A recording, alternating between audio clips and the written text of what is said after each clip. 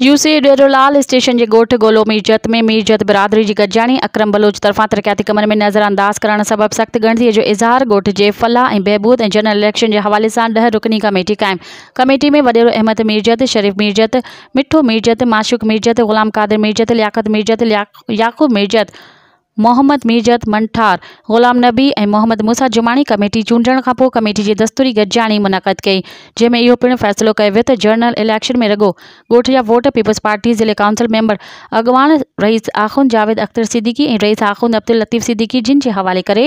उन्हनि मौजूद शख्सियतुनि जे हुकुमनि मुताबिक़ वोट कया वेंदा ऐं हाणे चूंडल कमेटी ऐं आख़ुंद साहिबान गॾिजी गोठ जी फलाह ऐं बहबूद समेत वोट जो इस्तेमालु पिणु कंदा। मज़ीद ख़बरनि ऐं तफ़सीलात लाइ विज़िट कयो असांजी वेबसाइट www.awamiNewsHD.com ऐं ॾिसंदा रहो अवामी न्यूज़ HD।